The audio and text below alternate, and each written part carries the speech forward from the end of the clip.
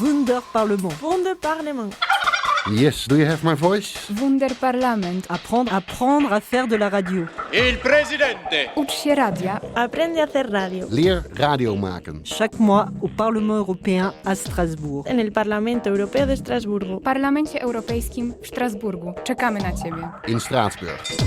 Toi aussi, tu peux venir. Bonjour et bienvenue dans l'émission Wunderparlement, animée par Inès Rejam et moi-même, Oumaya Tegmous. Nous sommes le 14 mars 2023, en direct ou presque, dans l'enceinte du Parlement européen de Strasbourg.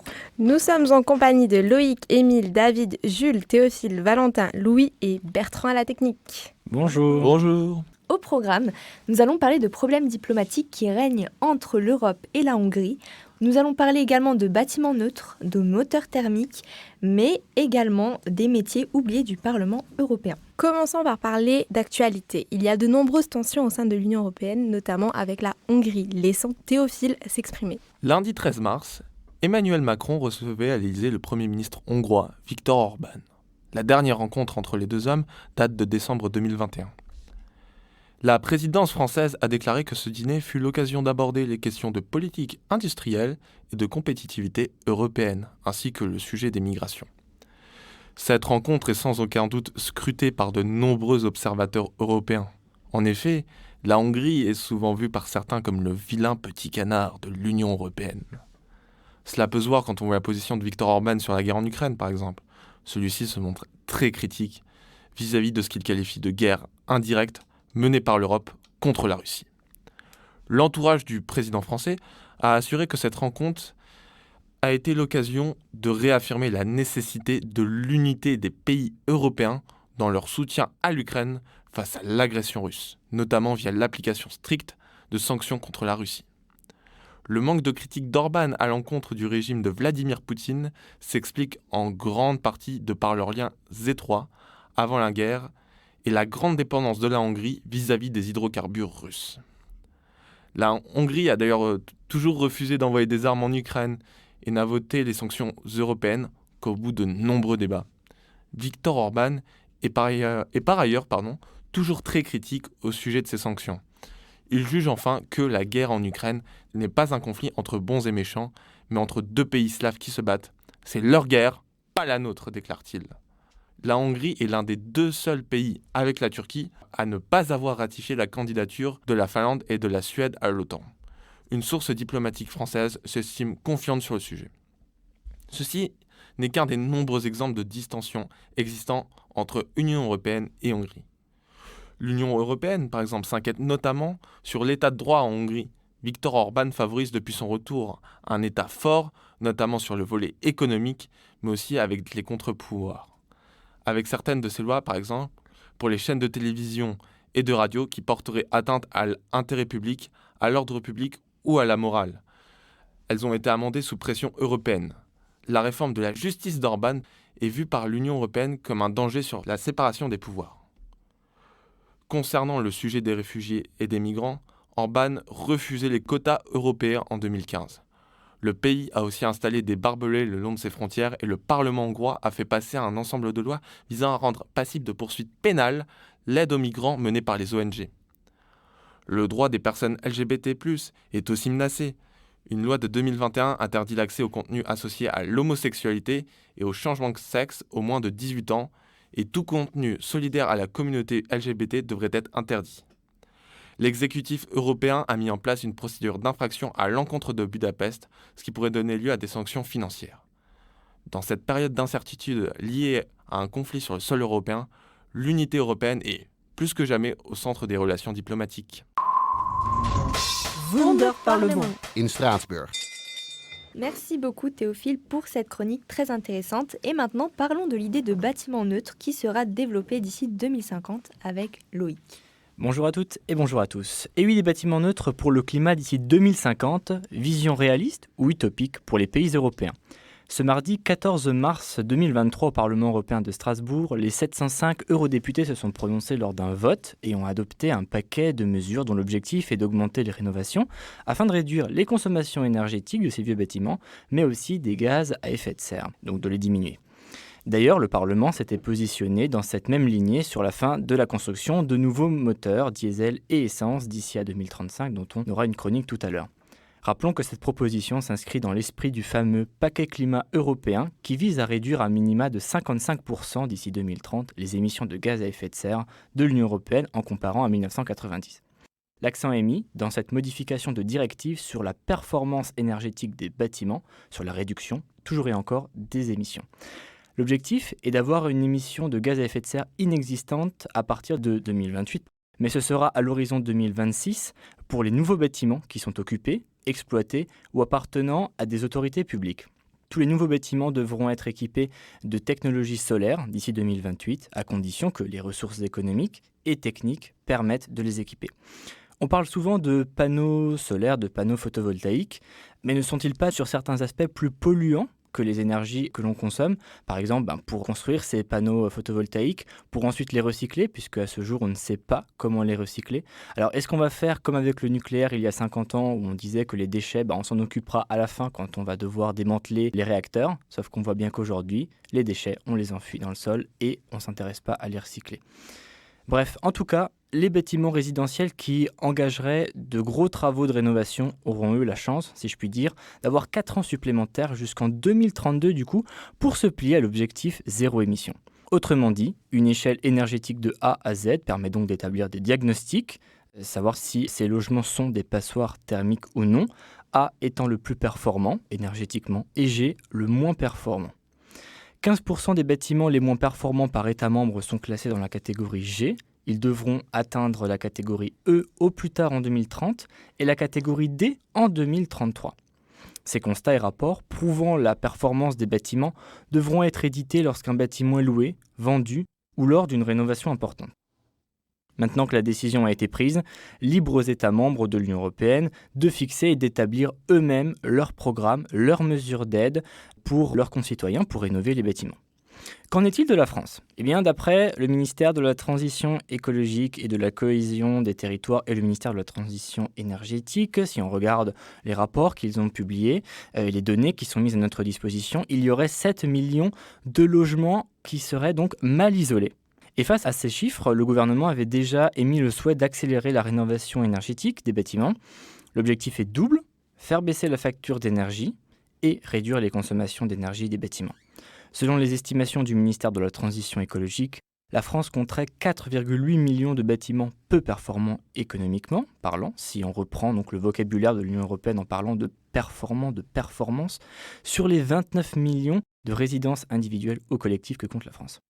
Seuls 7% du parc immobilier français seraient classés A ou B, et ceux de classe E représentent approximativement 12%. Ce qui peut laisser penser que des milliards d'euros seront nécessaires et devront être investis si on veut atteindre ces objectifs. Il y a pourtant quelques exceptions, si on regarde les bâtiments, notamment donc les monuments, avec une certaine valeur architecturale ou historique, qui peuvent être exemptés, ou encore des logements sociaux, parce que des logements sociaux qui seraient rénovés, ça pourrait faire augmenter les loyers. Et donc, avant de finir cette chronique, je vous propose d'écouter Ciarán Cuffi, qui est eurodéputé et qui est aussi rapporteur Europe Écologie Les Verts, et qui va nous expliquer comment est-ce qu'il voit ce projet. I certainly believe that this deal is both fair and realistic. It is flexible, and I certainly believe it is the right plan for Europe. It's fair and realistic because it will lower energy bills, it will tackle the root causes of energy poverty, and it will create jobs. It will create local jobs, and also it will provide funding for renovations. Wunderparlement. In Straatsburg. Et je vais continuer du coup en regardant donc le financement. Le financement, qui va financer tout ça ? Comment est-ce qu'on va réussir à demander aux gens ? Comment est-ce qu'on va convaincre les gens d'engager des rénovations qui peuvent parfois aller jusqu'à plusieurs dizaines de milliers d'euros pour rénover leur logement, en ayant une aide de l'État, certes, qui sera minime ou moindre par rapport aux travaux qui seront engagés. Comment on peut leur demander d'engager ces travaux ? sachant qu'ils peuvent avoir des revenus assez modestes et donc qui ne permettent pas d'assurer ces travaux tout en ayant un train de vie convenable. Et donc c'est vrai que se pose cette question du financement. Et pour finir cette chronique, je vous propose d'écouter la réaction, ou du moins la réponse de Thierry Mariani, qui a été prise ce matin, mardi 14 mars 2023, lors de la sortie de l'hémicycle après la session de vote. Et il va nous donner son point de vue sur ce qui a été voté ce matin. Alors du coup, qu'est-ce que vous pensez du résultat de ce vote qui vient de s'effectuer ? Écoutez, sur le texte le plus important qui a été voté aujourd'hui, c'est sur les nouvelles normes en matière de bâtiments. C'est-à-dire que, comme toujours, l'Europe veut le mieux et tout de suite, en étant, à mon avis, complètement déconnectée de la réalité. C'est-à-dire qu'on vient de voter de nouvelles normes pour l'isolement énergétique, sécurité dans les bâtiments, qui sont différentes selon les niveaux des États, et qui vont être appliquées très rapidement. Concrètement, ça signifie quoi ? Ça signifie que dans les 5 années à venir, si vous avez un appartement à vendre ou un appartement à acheter, ça risque de vous coûter beaucoup plus cher. Pourquoi ? Parce que la France est l'un des pays qui a l'un des patrimoines les plus anciens. Et donc, ce Parlement est sympathique, mais il fonctionne comme une ONG, c'est-à-dire qu'on veut le bien pour tout le monde, tout de suite. On se moque de savoir combien ça coûte. Vous en avez une excellente illustration aujourd'hui. Et pour vous, est-ce qu'il y aurait une priorité plus importante que celle-là au Parlement européen ? Non, mais il y a plein de priorités. Le hasard fait qu'aujourd'hui, c'était ce texte-là. Voilà. Si vous étiez venu demain, il y avait d'autres textes. Mais vous savez que pendant les sessions, on vote mardi, mercredi, jeudi. Donc pendant 3 jours. Dans ces 3 jours, on doit voter à chaque fois une dizaine de textes. Donc il ne faut pas voir... Aujourd'hui, ce n'était pas forcément le texte le plus important. Il y en aura d'autres. Voilà. Et puis il y a des textes importants dans toutes les commissions. Voilà. Vous avez compris que je suis très sceptique. Wunderparlement. In Straatsburg. Merci beaucoup Loïc pour ces questions très intéressantes.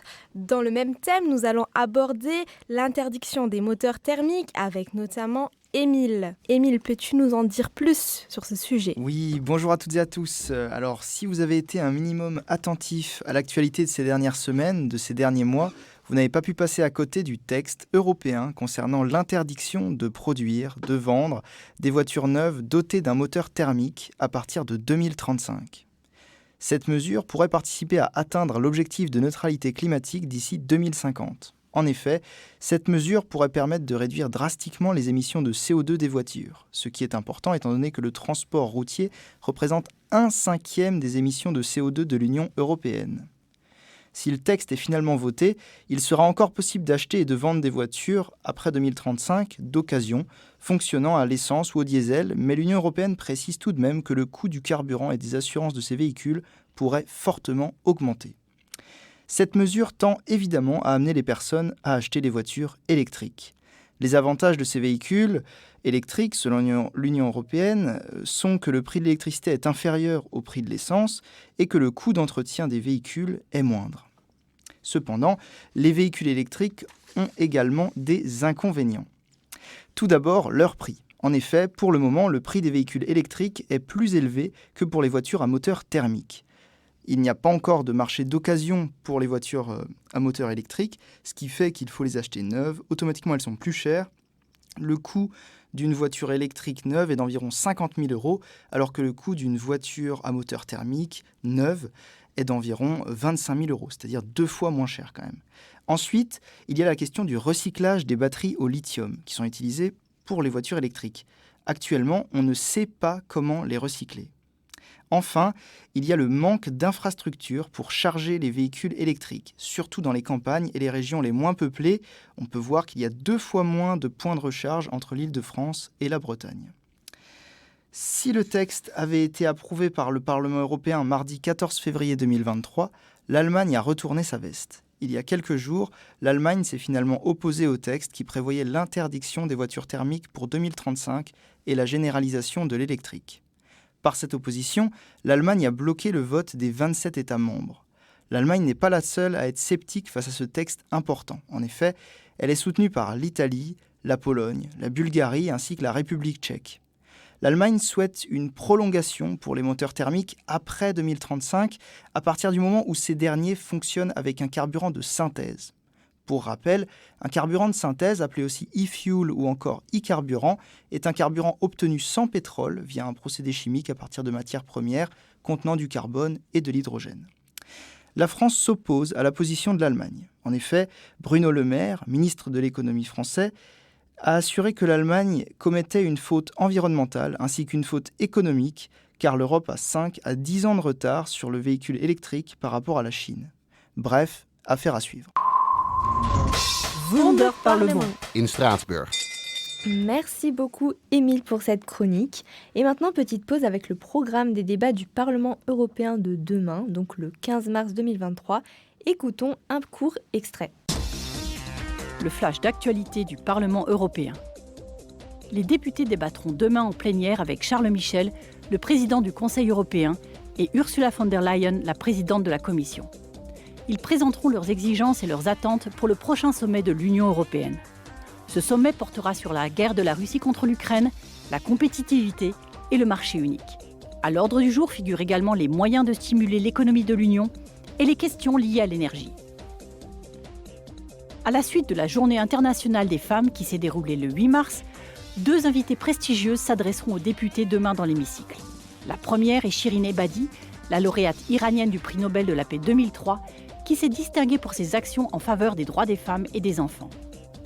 La seconde est Samantha Cristoforetti, astronaute italienne de l'Agence spatiale européenne et la première femme commandante de la Station spatiale internationale. Le Parlement discutera ensuite des défis auxquels les défenseurs des droits de l'homme sont confrontés lorsqu'ils défendent la santé et les droits sexuels et reproductifs. Suite au tragique naufrage au large des côtes italiennes dans lequel au moins 70 personnes se sont noyées, les députés débattront demain des mesures à prendre pour prévenir les départs irréguliers et les pertes de vies humaines. Ils feront le point avec la présidence suédoise du Conseil et la Commission sur la solidarité et le partage des responsabilités en Europe en ce qui concerne la politique de migration et d'asile. Et maintenant, passons à micro-trottoir pour parler des métiers oubliés du Parlement avec David et Jules. Nous t'écoutons, Jules. Bonjour à toutes et à tous. David et moi, on parcouru l'immense bâtiment qu'est le Parlement européen. Et ce qui a attisé notre curiosité, c'est la multitude de métiers qui cohabitaient. D'où l'idée d'un micro-trottoir. Cependant, la tâche s'est avérée plus ardue que prévu. Les majordomes, la sécurité, même certains techniciens refusaient de nous répondre. Ils disaient qu'ils en avaient l'interdiction. Heureusement, nous avons pu rencontrer une maquilleuse, la première du Parlement, une technicienne et la responsable du bar visiteur. Ce micro-trottoir s'intéresse à ces métiers un peu oubliés du Parlement qui n'est pas composé que de députés ou de journalistes. Bonne écoute. Bonjour, Jules Sauvage, je suis en compagnie de... Anita Sundaramurti. D'accord. Est-ce que vous pouvez me dire ce que vous faites au Parlement européen, en quoi consiste votre travail? Alors moi je travaille pour le groupe Engie qui a la maintenance de tout ce qui est chauffage et climatisation de tout le bâtiment, de tous les bâtiments. Et moi j'ai la partie un petit peu supervision d'une plateforme téléphonique où on reçoit tous les appels pour des demandes d'intervention. Et donc c'est une plateforme qui réceptionne tous ces appels-là. Et ensuite, suite à ça, on envoie nos techniciens sur place pour faire les interventions. Et donc moi je fais le suivi de ces interventions. Voilà. À quoi ressemble une journée type d'une superviseuse de plateforme téléphonique, c'est ça du coup? On suit les interventions qui arrivent. Par exemple, ça peut être des demandes pour des ampoules qui ne fonctionnent pas. Donc on envoie nos techniciens. Nos techniciens vont changer l'ampoule sur place. Donc moi je vérifie si ça a été fait en temps ou en heure. Et si le problème se répète après, par la suite, on fait des analyses et des statistiques. D'accord. Sur le nombre d'interventions qu'on peut avoir dans une journée par session. Et alors du coup, c'est quoi votre parcours qui vous a amené du coup à venir à travailler dans cette entreprise et au Parlement européen? Un petit peu par hasard. J'ai travaillé moi-même pour cette plateforme téléphonique. D'accord. Et après, comme au bout de 8 ans d'expérience, du coup on avait besoin d'un poste de superviseur. Donc du coup on m'a internalisé comme ça. Alors bonjour, je me trouve en compagnie de... Françoise. Françoise, donc vous travaillez au Parlement, vous êtes maquilleuse. Est-ce que vous pourriez nous décrire votre métier en une journée? Habituellement, comment ça se passe? À maquiller les gens qui vont passer en direct sur les différentes chaînes européennes. D'accord, oui. Donc on a des grosses émissions, on a des directs, donc en fonction de ce qu'on a comme temps, on va prendre plus ou moins justement de temps avec les personnes à maquiller. Quand on a énormément de monde, on va faire en fonction. Donc des fois c'est très rapide et des fois c'est un petit peu plus long. D'accord, très bien. Donc je pense que vos journées sont chargées quand même au Parlement. en général? Est-ce que vous avez un planning? Est-ce que vous suivez un fil conducteur à chaque fois ou comment ça se passe du coup? Non, il n'y a pas de. On ne vient pas comme on veut. Bon, de temps en temps, quand on a le temps, comme on est 3, le mardi et le mercredi, donc il n'y a pas de problème, on peut prendre les gens au dernier moment, mais sinon c'est réservé pour les plateaux et les différents directs qu'on a à faire. Donc c'est pas au dernier moment, on ne peut pas se permettre de prendre quelqu'un, surtout si on attend quelqu'un pour une émission. Enfin, on va devoir respecter le planning. Donc on suit un planning, le planning des équipes. D'accord, très bien, je vous remercie. Et j'ai une dernière petite question. Comment en fait vous avez été recruté ici? Quel est votre parcours en fait? Mon parcours, je suis la plus ancienne maquilleuse du Parlement, la première et la plus ancienne. Et donc le recrutement s'est fait sur un CV. À l'époque, il n'y avait pas de maquilleuse sur les émissions, donc on a trouvé ça bien il y a plus de 30 ans. Et en fin de compte, maintenant, c'est devenu une habitude. Les gens ont l'habitude de se faire maquiller pour passer pour les différentes émissions télévisuelles. Donc je travaille comme à TF1, comme à France 2, donc on a le même travail. D'accord, vous êtes au nombre de 3 du coup, vous m'avez dit, c'est ça? 3 sur le lobby, enfin tout ce qui est direct, et il y a la Voxbox. La Voxbox, c'est tout ce qui se passe sur Internet directement, et là il y a aussi une maquilleuse. Donc nous sommes 4 ici en ce moment. Avant j'étais seule, après on a été 2, après 3, et là depuis cette année on est 4. J'ai atterri ici par hasard, j'ai commencé à la fabrication des sandwichs. D'accord, donc vous êtes la chef ici, on m'a dit. Alors non, je ne suis pas vraiment la chef parce que la personne responsable de ce bar, malheureusement, elle n'est pas là. C'est moi qui prends sa place le temps qu'elle revienne. D'accord, voilà. ok, très bien. Et sinon, comment se passe une journée? On arrive ici le matin, donc il faut installer le bar, il faut récupérer donc tout le matériel, toutes les denrées alimentaires qui arrivent. Ensuite, il faut faire de manière à ce que quand le bar il ouvre à 8h, tout est prêt. D'accord, très bien. Ici, c'est un bar un peu particulier parce que c'est le bar des visiteurs. Donc, on ne peut pas savoir combien de personnes vont venir, l'influence. Alors, on peut avoir des groupes de 50-80 personnes, comme on peut avoir régulièrement des personnes qui viennent, qui défilent une après l'autre, des sandwichs un peu améliorés. Donc ça, c'est des choses que l'on vend pendant la session parlementaire, ce qui est différent après. Hors session, ce bar, c'est pas le bar visiteur en fait. C'est les gens viennent, prennent leur petit-déj, il y a une affluence qui est nettement moindre. Oui, forcément. Voilà. D'accord. Et j'ai une question. Qu'est-ce qui va différencier en termes de fonctionnement ce bar visiteur et par exemple un bar dans la zone non visiteur? Est-ce qu'il y a des différences particulières? La fréquentation. La fréquentation La uniquement. fréquentation et également, non seulement la fréquentation, mais également ce qui est vendu. Par exemple, si vous allez au bar général, ils vendent des plats cuisinés, fabriqués sur place, du chaud, beaucoup de choses comme ça. Donc ici, c'est plus le côté visiteur et les gens qui travaillent dans le Parlement qui viennent, parce que d'abord, ils sont au calme. Et puis, c'est plus direct pour eux. Il y a moins de monde, il y a moins d'attente. D'accord, très bien. Écoutez, merci beaucoup pour votre temps. Et bon courage pour la suite en tout cas. Merci à vous. Merci. Bonne journée. Au revoir. Wunder Parlement. In Straatsburg.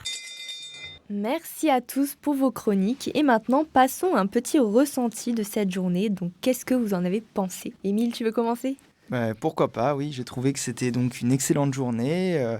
J'ai appris énormément de choses. C'est vrai que je n'étais jamais venu au Parlement européen, et encore moins en tant qu'apprenti journaliste, ou du moins dans le cadre de la radio. Donc vraiment, c'était impressionnant. On a assisté à certains votes qui étaient assez rapides, succincts, mais c'était quand même très intéressant. On a pu voir des figures telles que Jordan Bardella, de loin, mais quand même... ou encore une interview qui a été effectuée par Valentin de Thierry Mariani. Et enfin bref, voilà, une excellente journée pour moi. Voilà, j'ai adoré et je souhaite y retourner dès que je le pourrai. Et toi, Jules, qu'est-ce que tu en as pensé? Comme j'ai pu le dire, moi, c'était la première fois que je venais au Parlement européen. Et dès qu'on est rentré tout de suite, c'est très impressionnant. Voilà, c'est immense. Une fois même qu'on rentre dans l'hémicycle, on se rend compte des choses. Voilà, c'est ici que se passent les choses. C'est ici que les décisions sont prises au niveau européen. C'est ici que se prennent les décisions qui impactent la vie de millions de gens. Donc, c'est toujours très impressionnant. Et puis, même cet aspect journaliste, on avait une carte presse. Donc, on avait accès à plein d'endroits où n'ont pas accès les visiteurs. Donc, c'est impressionnant, c'est intéressant. On a pu faire des podcasts tous ensemble, réaliser une émission. J'ai pu interroger beaucoup de métiers du Parlement. Et pour ça, c'était une super expérience et j'ai vraiment hâte de la réitérer. Voilà. Est-ce que quelqu'un d'autre veut réagir peut-être ? Alors personnellement, je voudrais dire que j'ai été très surpris par le côté protocolaire du Parlement. Par exemple, ce qu'on a pu vivre tout à l'heure avec Jules. Jules était assis dans l'hémicycle et Jules avait les jambes croisées. Quelqu'un lui a fait remarquer que c'était interdit. Donc j'ai été surpris par cela. On a pu discuter avec cette personne justement à la fin de la session et elle nous a confié qu'effectivement c'est très protocolaire. Par exemple, également les sacs sont interdits sur les chaises, les flashs forcément sont interdits. Donc ça m'a beaucoup surpris, j'ai tout trouvé énorme, surpris par l'immensité du lieu et très content d'avoir pu vivre cette expérience avec vous tous. Et je réitérerai très prochainement avec plaisir ce petit moment, cette belle journée. Quelqu'un a quelque chose à ajouter encore ? Je m'incruste encore un petit peu, restez avec nous, écoutez-nous. Alors c'est vrai que c'est vraiment une expérience de dingue qui nous permet d'être dans les locaux. Alors c'est vrai que pour moi, ça fait quelques fois que je viens, de faire la 5e ou 6e journée, si on compte en journée. Donc c'est vrai que les locaux ne m'impressionnent plus vraiment, la foule non plus. Par contre, ce qui m'a particulièrement impressionné cette fois-ci, c'est la sortie de l'hémicycle. Je l'avais déjà vécu une fois. Mais c'est vrai que de voir tous ces députés sortir en même temps, discuter ensemble, et puis ensuite être pris à partie par les journalistes le long de leur trajet jusqu'à la cantine notamment, je trouve que c'est assez impressionnant. C'est très protocolaire, c'est vrai, mais c'est très intéressant à regarder, à observer, et très très souvent, les eurodéputés se prennent au jeu et répondent aux questions, même à nos questions. Donc c'est très plaisant d'être ici, et c'est vraiment une bonne expérience. Merci à tous pour votre présence et cette journée enrichissante. À bientôt pour de nouvelles aventures. Et merci à Jean-Luc pour cette organisation. Merci Jean-Luc. Merci Jean-Luc. Wunderparlement. Wunderparlement. Yes, do you have my voice? Wunderparlament. Apprendre à faire de la radio. Il presidente. Ucz się radia. Aprende a hacer radio. Leer radio maken. Chaque mois au Parlement européen à Strasbourg. En el Parlamento Europeo de Estrasburgo. W Parlamencie Europejskim w Strasburgu. Czekamy na Ciebie. In Straatsburg. Toi aussi, tu peux venir.